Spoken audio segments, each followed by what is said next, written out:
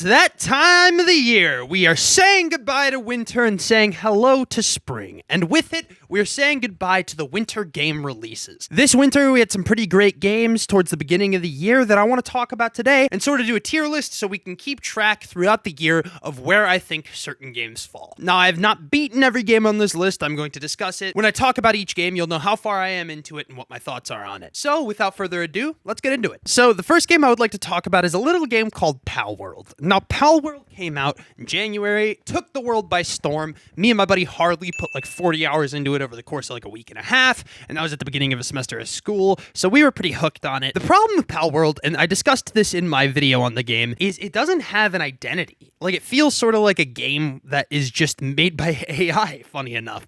It's not actually made by AI, I'm not claiming that. But I do get where those AI criticisms come from. The game doesn't really have an identity of its own. It's sort of taking things from Ark, taking things from Pokemon, and sort of mixing the two together, and it's fun, but the art style's super generic, the sounds all sound royalty-free, the music sounds royalty-free, and so it leaves it in a weird spot, because it's not a done game yet, the game's not done, it's still being worked on actively, and I hope it is for a long time, because I do think there's a special thing there, I do think there is some special kernel of a great idea there, but I think it needs some work. I think I'm going to put Palworld in the decent tier. I don't think it's quite good, but I don't think it's mid either. I think there's a really great idea there. I think they just need to harness that. I think they need to focus on it, hone it in, and make it something unique. Oh,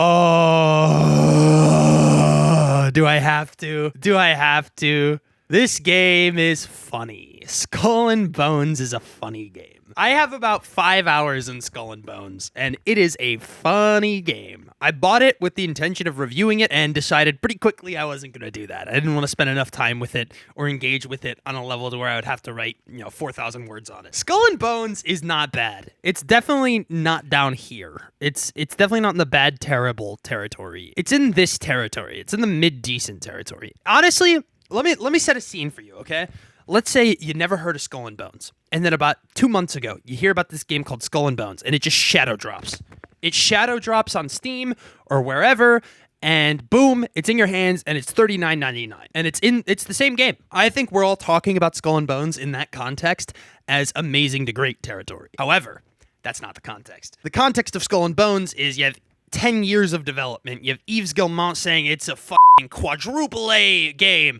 No game has ever been this big or this expensive. And it's just a silly little pirate game that's kind of like Aldi Sea of Thieves, which, is fine. The game's not bad. It looks great. It runs great. It's fun enough, but it's not great. It's not, exceptional. It's certainly not worth $70. And so that's why the game is funny. Because I think it's always funny when a corporation spends tons of years chasing a trend and hundreds of millions of dollars and it fucking fails. I love that. That makes me happy inside.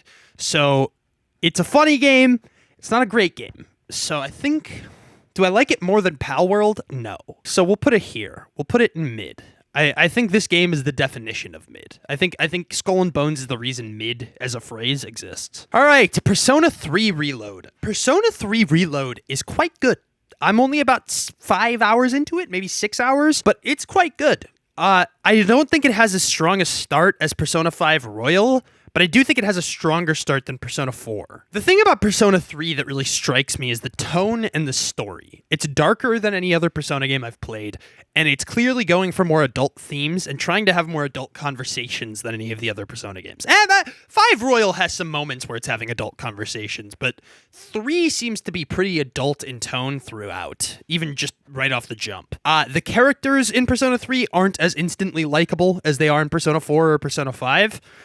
I think this game is much more letting you sit with it than Persona 4 and 5. Persona 4 and 5 start off, at least 5 starts off really fast, and 4 puts you into the story pretty fast, even if the game itself starts off slow. But 3 kind of is just letting you sit with it. It's just a slow burn, But not a slow burn like with Persona 4, where it's really slow. But it's more like a Game of Thrones Season 1 type of thing, where the game is engaging, but it's clearly building towards something. And I haven't hit what it's building towards yet. The music is exceptional. The art is exceptional. The redone anime cutscenes are incredible. The voice acting is top notch. But yeah, I don't know exactly how to feel about it yet.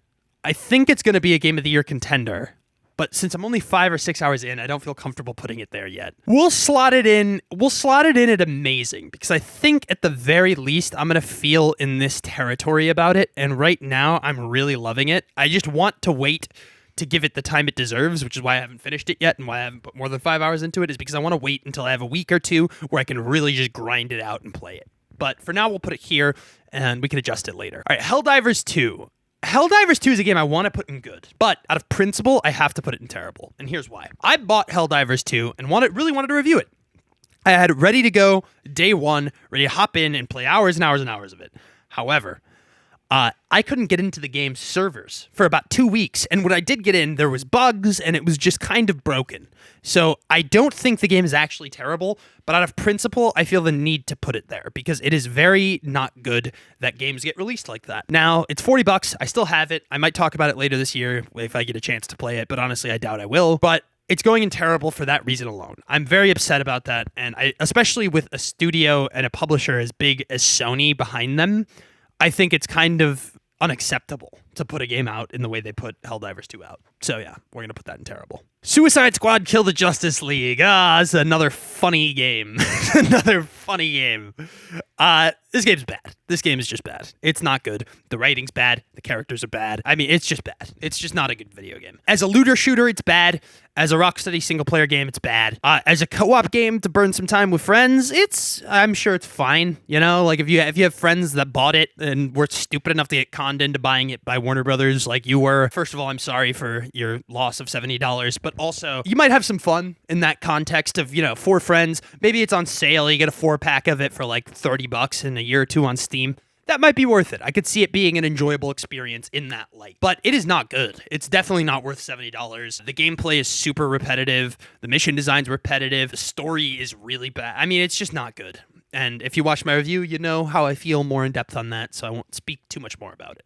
But yeah, bad. Bad game. Not good. Granblue Fantasy Relink. I beat this game. I did a review on it. I don't think it's great. It's going to be good. And here's why. Granblue Fantasy Relink is a fun action RPG with a lot of cool stuff going on that gets bogged down by a lot of weird narrative stuff and some really poor pacing and a third act that is just so bloated I can't even really describe it properly. I mean, there's like 10 boss fights in the last 3 hours of this game, and they're all long and stiff and repeats of bosses you fought earlier in the game, and it's just not super engaging and not super fun. But the early hours of the game are really fun, and then the post-game is also really fun. And there's a lot of build diversity, the art style's great, and the boss fights are well designed. It still has enough there to be considered good. I gave it a 3 out of 4, and I stand by that. I think it's a really, really good action RPG. I don't think it's quite great, but I think it's really good. It was right on the border of a 2 and a 3, but I went for a 3 because I think the build diversity and the characters kind of carry it over the line, even though the narrative and pacing are pretty poor sometimes. So yeah,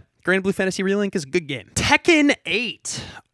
Okay, Tekken 8. I am not a fighting game guy. Let me start with that. I played Street Fighter 6 last year. I'm trying to get more into them so that I can talk about them on the channel. But I am not a super hardcore fighting game expert, and I don't know a ton about the intricacies of them. I do, however, have fun screwing around in arcade modes and story modes and, one-on-one battles, online stuff. I do have fun messing around with fighting games for a little bit. I played about 10 to 15 hours of Tekken 8. I finished the arcade mode where you go all across Japan, conquering different arcades to be the best Tekken player in the region. I really enjoyed that. I thought that was a lot of fun and a really cool window into a fighting game, and it teaches you the basics of Tekken. This is a good game. I think I liked it about as much as Granblue Fantasy. So I'll put it in the good tier. I think it's a good game. I would have given this a 3 out of 4 too, if I was qualified to review it, which I'm not. Final Fantasy VII Rebirth. Whoo-wee!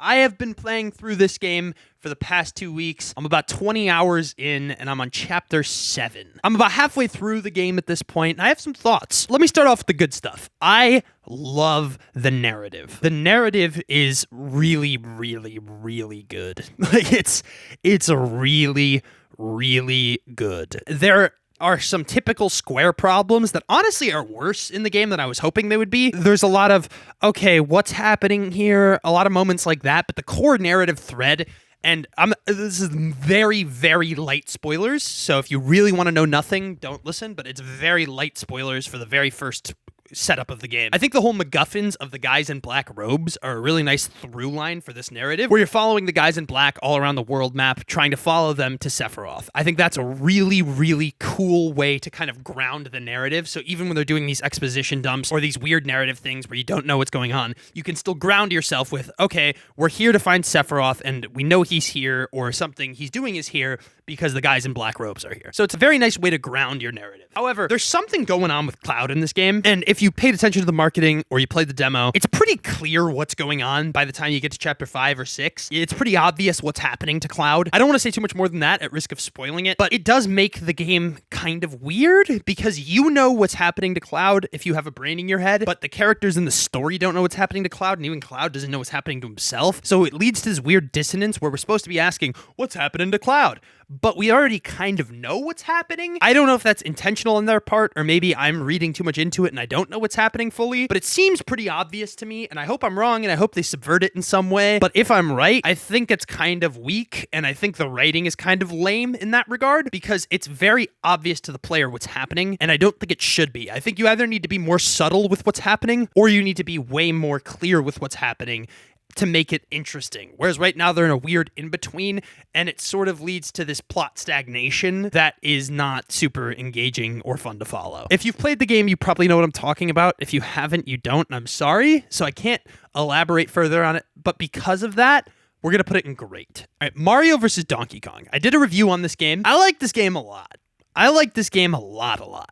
This game's fun. I'm not usually a puzzler. I don't like puzzles. I'm not a puzzly guy. I like combat. I like tight platforming. Puzzle games usually aren't for me. However, the puzzles in this game are super approachable, yet still challenging. And what's fun about it is it's not like The Witness or other puzzle games where the challenge is figuring out the solution. That's only half the battle in Mario vs. Donkey Kong. The other half of the battle is actually doing it. So it's a puzzle platformer, right? So platforming is half of the battle, and also why it's fun, because the puzzle aspect is only half of the level. You figure out what you're supposed to do, and then you actually have to do it. And it's a really engaging loop. The game doesn't overstay its welcome. It has 8 worlds. All 8 of them are really fun, have a really unique art style, really cool music, smart level design, really smart puzzle design. I don't know. This game is just like the whole package, and at $50, it's a really good value because there's tons of replayability, collectibles, things to do, 10-hour campaign off the jump. I'm going to put this in the Game of the Year territory. For now, I think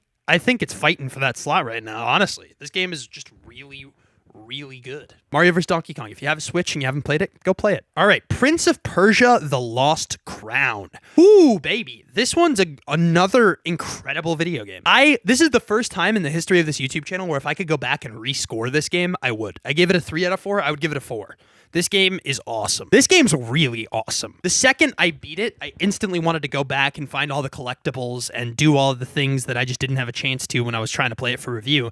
And I never do that. I never go back into a game after I finish it, but this game was just so engaging, and it came out at just the right time. Oh, it was a perfect Steam Deck game. I mean, this game is just so good on so many levels. Whew, this is a tough one. I mean, the puzzles in this game are excellent. The platforming is excellent. The combat has some Bloodborne vibes, especially when you get the amulet that a perfect parry gives you back some health. It's just really engaging, and the combat's great.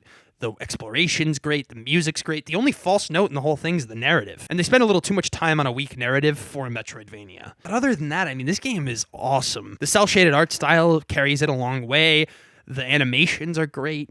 Oh, it's tough. It's between Game of the Year and amazing. We're going to go amazing. I don't think it's as good as Mario vs. Donkey Kong. I liked Mario vs. Donkey Kong more. But it's still an excellent game, and if you have any interest in Metroidvanias, you really should play it. Ultros. Okay, this is an indie game. I played it earlier this year. I've not beaten Ultros. I'm about 3 or 4 hours into it.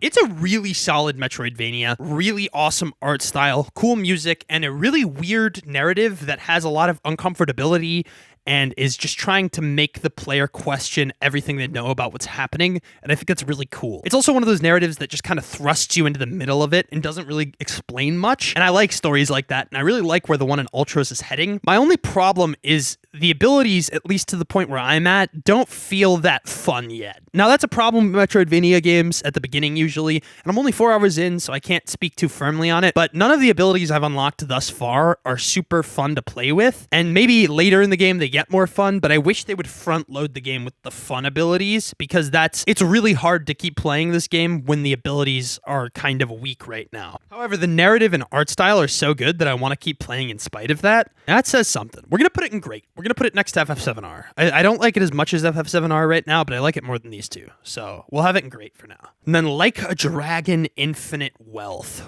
Oh, what a game. What a game this is. I have not beaten it yet. I'm about 20 to 25 hours in, and a lot of that has been spent doing side stuff. I'm only on chapter 6. And most of my time in this game has been spent doing Sujimon and the Tinder minigame and the Crazy Taxi minigame. And yeah, I've gotten totally lost in this world, and I absolutely love it. I will not be reviewing this game. I'm going to tell you guys right now. FF7R, I still want to review. P3R, I still want to review. Like a Dragon Infinite Wealth, this one's for me. I'm keeping this one for myself. I've already played so much of it, and I don't have that much to say. I'm having so much fun with it. It's probably the best game I've played this year, but I can't say that because I haven't seen where the narrative goes. But it feels like a perfect sequel to Yakuza Like a Dragon. I mean, the game is just so good. It picks up right where the last one left off. You get really awesome character moments at the beginning portion of the campaign that still takes place in Japan, and then the setup for you going to Hawaii, and then how you meet up with Kiryu is just all super, super cool and engaging and interesting, and I'm constantly intrigued by what's happening, and each chapter ends off with a cliffhanger, and then on top of that, all the stuff in Hawaii is like next level entertaining. I mean, this game is just almost perfect, and so it's definitely going in this Game of the Year territory. Anyway, yeah, this is the first quarter of 2024 ranked in a tier list format, and this is how I feel. This is the Game of the Year race so far, in my opinion. Now, this is with the caveat, I have not finished these 3 games, and these 3 games all have upward mobility. This could be my Game of the Year. I think any of these 3, Persona 3 Reload, FF7R, and Like a Dragon Infinite Wealth, could all move up to this Game of the Year category, or move down to like great, or maybe even good. But so far, I really like all 3 of them, and I want to see where they go. And all 3 of these could move up to Game of the Year contention once I've finished them. Yeah, that's how I'm feeling so far before the release of Rise of the Ronin, Dragon's Dogma 2, and Princess Peach Showtime, which is next Friday. And yeah, so 2024 has been pretty good so far. Let's hope it keeps up at this pace. Anyway, yeah, thanks for watching. If you want to support the channel, you can go down below to the Patreon or join the YouTube membership. You get early access to videos and exclusive Q&As and polls. You can also join the free community Discord if you want to join the conversation. Thanks for watching, and I will see you guys next time. Peace!